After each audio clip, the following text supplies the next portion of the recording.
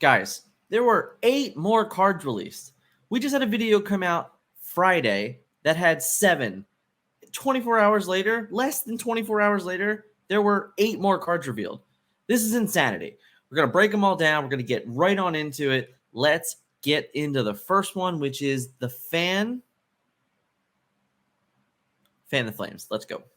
Fan the Flames is an action, 1-cost inkable, and simple little itty-bitty ability of ready chosen character. They can't quest for the rest of this term.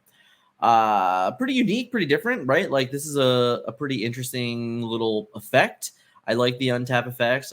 We can call it like the mini Moana, right? Very, very similar. I'm sure there'll be a lot of ruling questions asked for this one too, but let's quickly get into the SWOT breakdown of it. That's what we're all here for. So let's get on into that one, guys. Strength.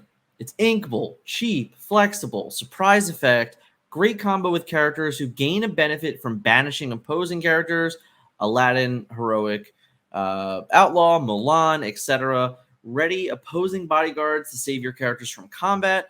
Weakness, maybe a little too niche to play in certain decks. The opportunity, combined with rush characters to gain immediate surprise 2-for-1s, technically 2-for-2s when you count in the Fan the Flames, but, you know, neither here nor there. You probably still end up with removing 2 of their cards from the board. Threats, you may not have room to play too many cards that need additional cards, in this case, impact characters on their own. So while I like this card, I think it's unique, it's different. 1 cost is really easy to fit into most curves on any particular turn. If you kind of compare it to Sapphire's Develop Your Brain, that's a good example of, okay, on this turn, I'm just going to develop my brain and then filter in, you know, under curve a little bit, but still moving towards the game. This is something very similar. Having, you know, if you're fortunate enough on turn 4 to Rafiki plus Fan the Flames, or on turn 5 to Zeus plus Fan the Flames, really great plays. If your opponent thinks they're safe and they're going to hide behind their Hercules or hide behind their Zimba, and then all of a sudden you're like, nope, I'm going to Fan the Flames, untap your guy, and then I'm going to swing into your protected character. That's a lot of really powerful things that can happen. I don't want to spend too much time on this card. Straight up, I think the card's playable. It's just a matter of, in this game, how much room we're really going to have for actions and songs and items in general. I'm not certain yet, for my personal opinion of the game, that we're going to have like 20 to 25 actions in a deck. So if we're not going to have 20, 25 actions in a deck, we're going to be closer to like 12 to 16. Then there's a chance that this card may only be good as like a combo-oriented piece and not just a good card dot action that you're always going to play. Let's get into the next card. This one's really simple. It's Break. For any of my, you know, old WoW or Magic the Gathering fans, it's just naturalized, super simple, super easy. But hey, let's break it down real quick. Huh? See? We're going to break it down. Break it? No? All right, let's get into it. Break. 2 cost, inkable, action, steal, banish, chosen item, and that's it. Pretty great, right? It's straightforward, guys. The strength of Break is it's inkable, it's cheap, it's flexible, high impact versus mirrors or other draw engines. Its weaknesses may be a little too niche, may not do enough to justify it. Opportunity is pre-sideboarding versus items. If items truly end up being this like really powerful standstill in the game, then cards like Break will definitely go up in value, and the more you can have, the better. However, the threats is just in its own color. Beast Hard-Headed is probably just better in most situations, and it leaves a better, more relevant threat on the field. So yeah, like, this card is great. It does everything it's supposed to do. It's straightforward. It's helpful. But in the end, it's probably unnecessary. Like, the fact that you already have a 5-cost character in the game that already does this ability for you, has a body on it, has lore, then none of these things really are that important. So this card is only going to be necessary in a world where you need to basically remove Mira or remove Necklace or something like that before your opponent can get value out of it. And that's the one way I can see this maybe being necessary in main decks of thing. We also don't even know if we're going to have sideboard yet, but hey, neither here nor there. Let's get in the next card. So this one is, if it's not broke, and I love it, right in the flavor text, don't fix it. Just perfect. So this is a 3-cost uninkable action for Sapphire. Return an item card from your discard to your hand. The strength of the card is it cannot really, when we really kind of sort of look at this card, it's actually a little bit hard to evaluate because we don't have a whole lot of ways to utilize it yourself. And you're kind of relying in an awkward way for your opponent to destroy your items or banish your items. So unless we get more cards that are similar to Frying Pan, then this card's going to feel really awkward all in all. So it's really hard to actually like evaluate the true strength of this card without seeing more cards that you can play with it to ensure that you'll even get the effect of the card in itself. But nonetheless, weakness is it's uninkable, it's high cost. The opportunity is more self-banishing items, more looting, and threats are the lack of high-value targets. There is not enough item removal to justify this. And yeah, that's kind of just as straightforward as it gets because although the card looks cool, looks fun, looks good, there's not a whole lot of use for it because there's only 2 cards in the game that even destroy items, and they're both from the same ink. So unless we start seeing a lot more item removal from like all different types of ink, then you don't even really have a reason to even care if items get destroyed. And then on top of that, unless you find a reason to actively destroy your own items, then also may not find any real use for this card. So this is probably more of an evergreen card as the game continues. Hopefully there's more reasons to utilize this card. Right now, seems not good. No, not good. Moving on. Hey, listen, we're like halfway through the video. If you haven't yet, let me know in the comments what your favorite card in the video is.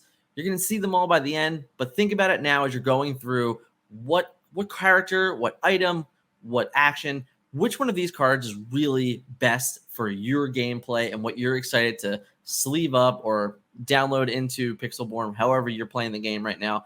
Let me know in the comments below. And if you haven't yet, hit that subscribe button. So before I get too far into this video, right, this is kind of broken up into 2 parts. There was 4 cards that were released either late in the day on Friday or early in the day on Saturday. And then there was 4 cards released through the special event at Berlin.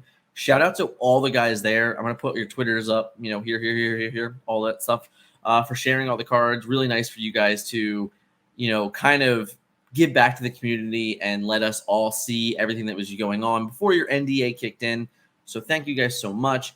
Now, to put this again into perspective, the cards that are coming up don't have their full English versions yet. So I will do my best to add the German translator to the screen so we can kind of see what the cards do. But let's get into it. Let's talk about the first one, which is the Musketeer Tabard. So the Musketeer Tabard is a 4-cost uninkable card for steel, and it's an item, which I love because it's an object when you translate from German. That's just funny, right? Little tidbit there.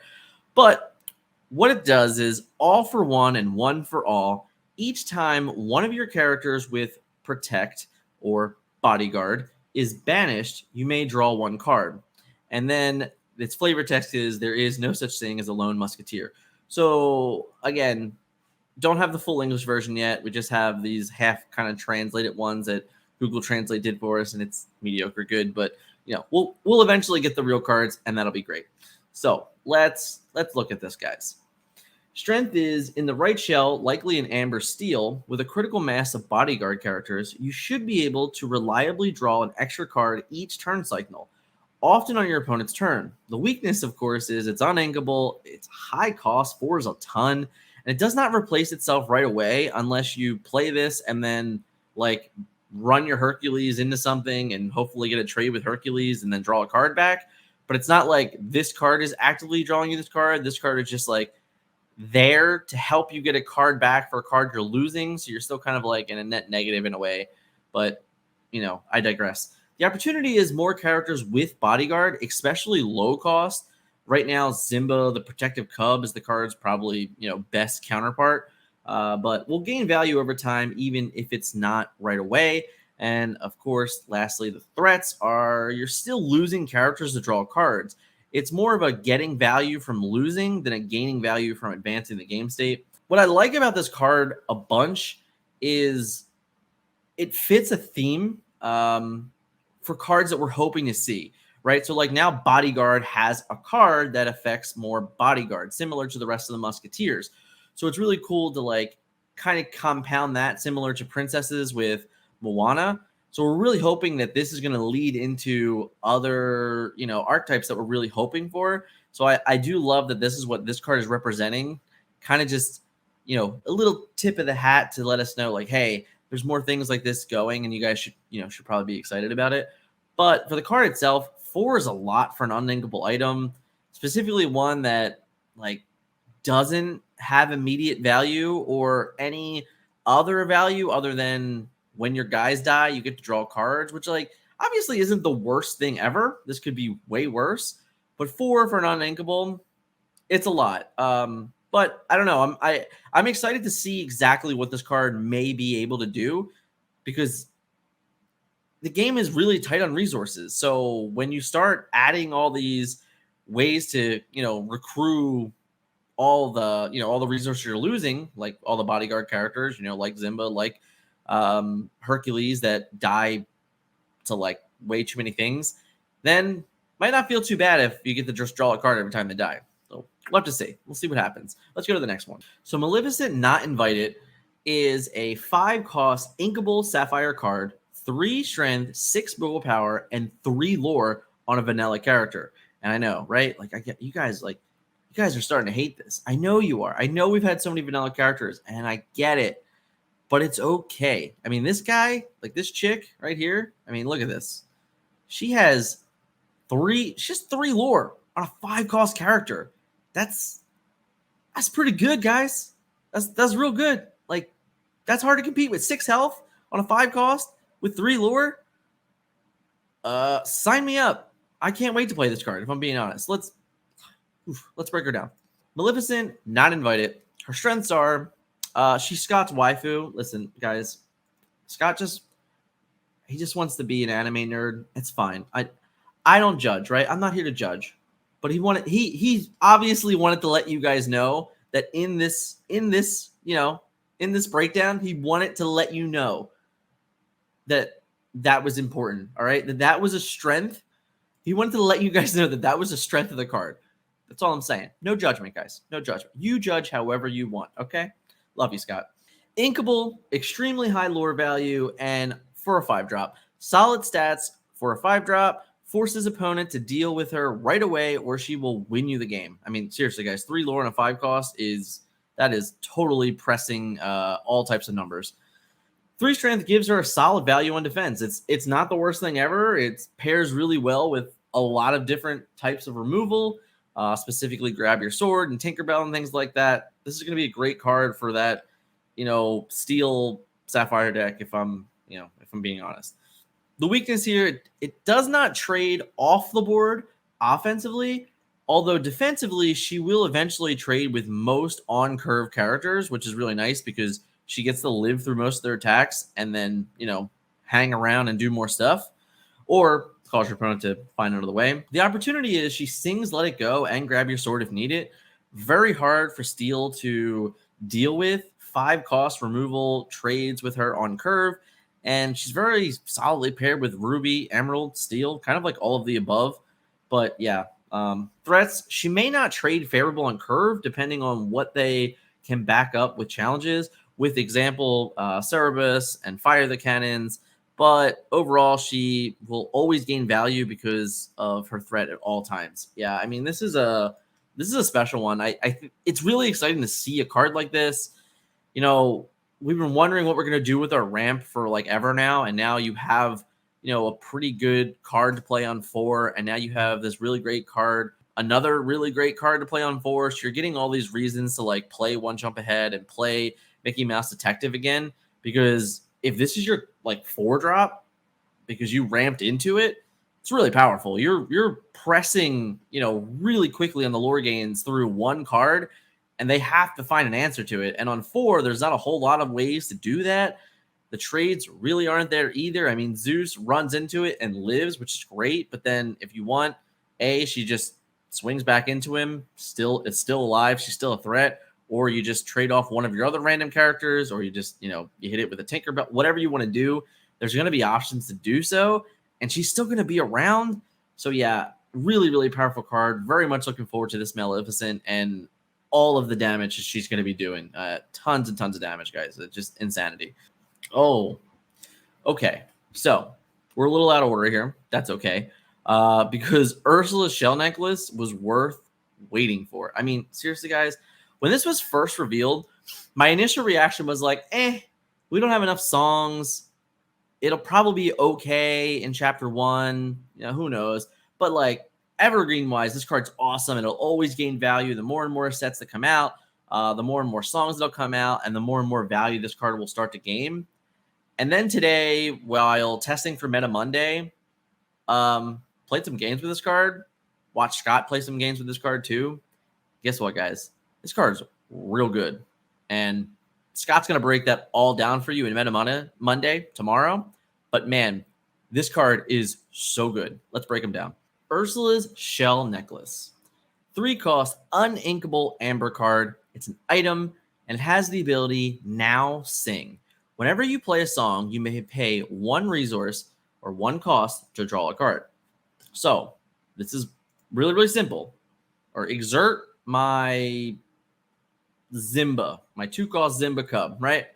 Play Be Our Guest. Be Our Guest triggers. We reveal 4 cards, get a character, put it in our hand, and then pay 1 more, draw a card because of this. Yep.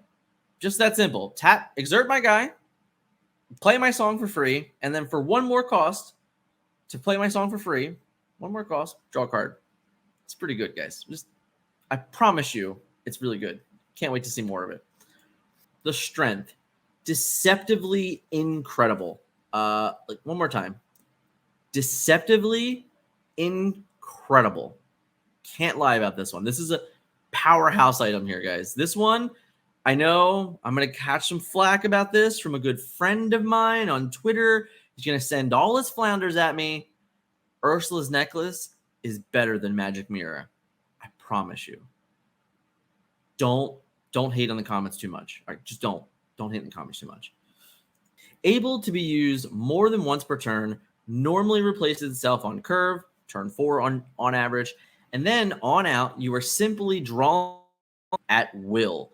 Amazing with Ariel Spectacular Singer. The weakness is, of course, it's uninkable. Current decks with it have a large number of uninkables, loses tempo from singing the song the first time. Can't do much about that. The opportunity is heavy song decks in a premier card draw, consistent card draw. And play smaller amber packages for the maximum control effect.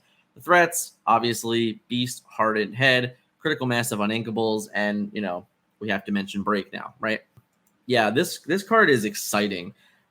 Just playing a very limited amount of games and watching a very limited amount of games with it already, it's been fun.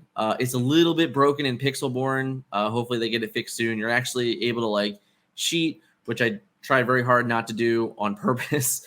But basically, right now you can go to a negative in cost, which is you don't want to be able to do that. You obviously won't be able to do that in real, in tabletop. So nonetheless, hopefully it gets fixed soon. But this card is really good. It just replaces itself almost instantly, and just there was games today where I had 8 or 9 or 10 cards in my hand.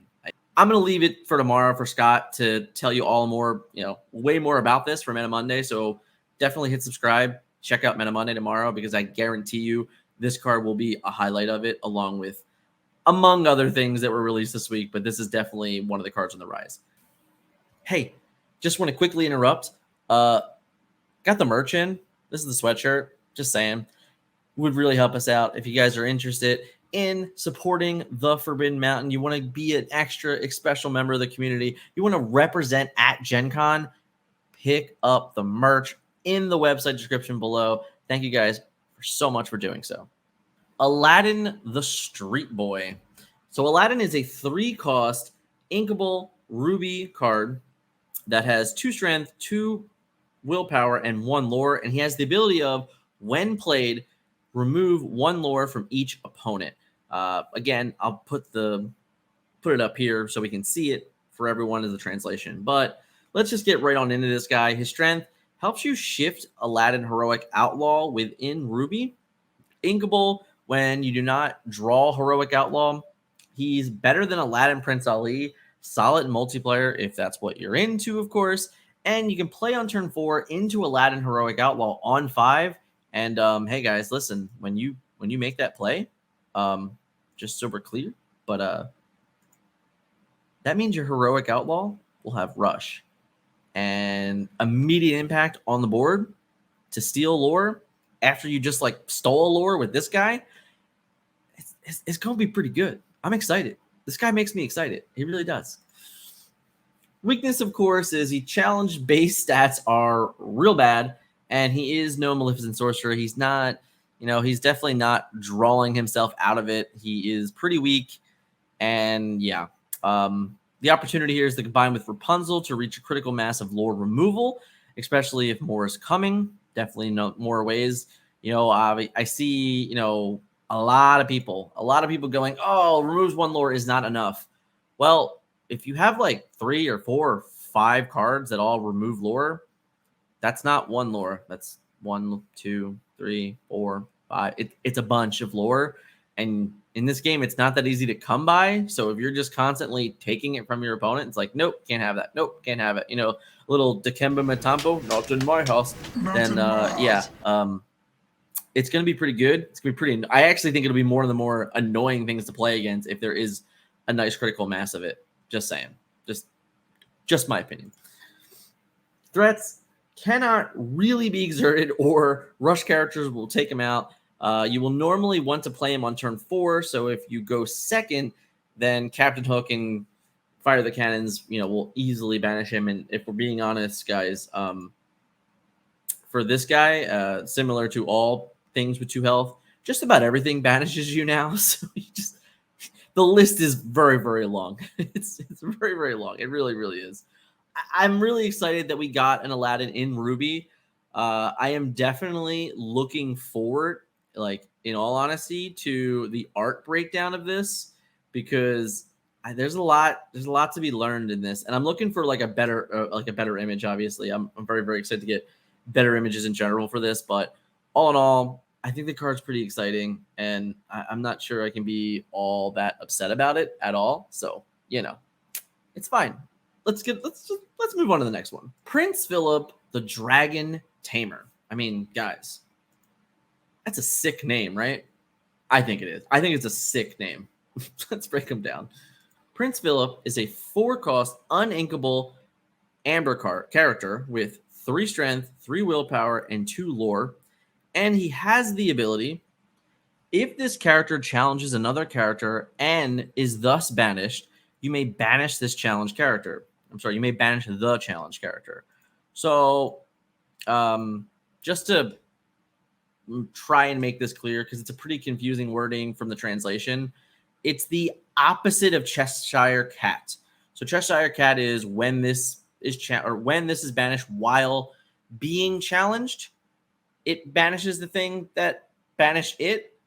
This is the same thing. It's like, except on attacking. So you have to be challenging with Prince Phillip, and Prince Phillip has to be banished, and then therefore he will banish the card that banished him.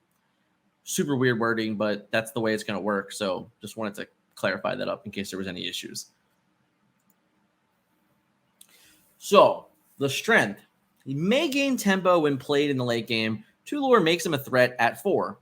Weakness, uninkable, 3 willpower is quite low. The fact that he has to be challenging for his ability to matter means connecting with him in the first time is highly unlikely.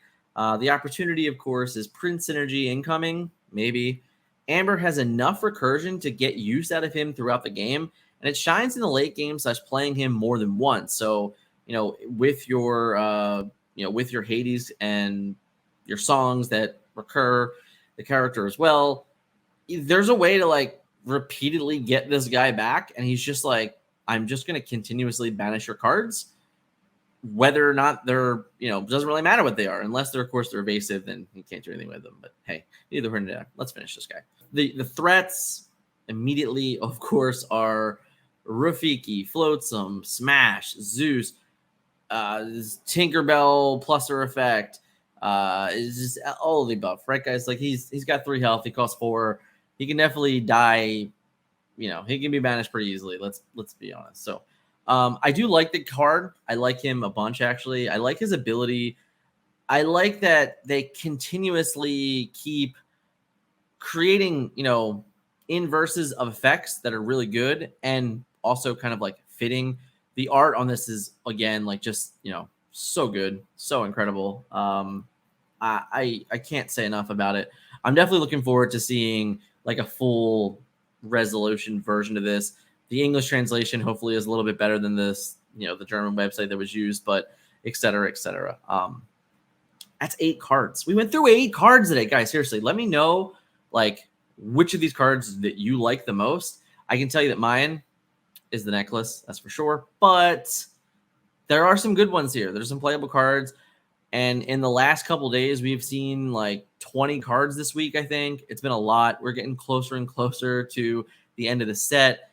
And we've been breaking them down literally nonstop on the channel here. So check out this video right here. If in case you missed anything, 7 more in that one. There's 5 more in another one. We're just keep it going, guys. If you haven't yet, hit that subscribe button. Join the Forbidden Mountain community in the Discord. Link is in the description below. See you guys in the next video.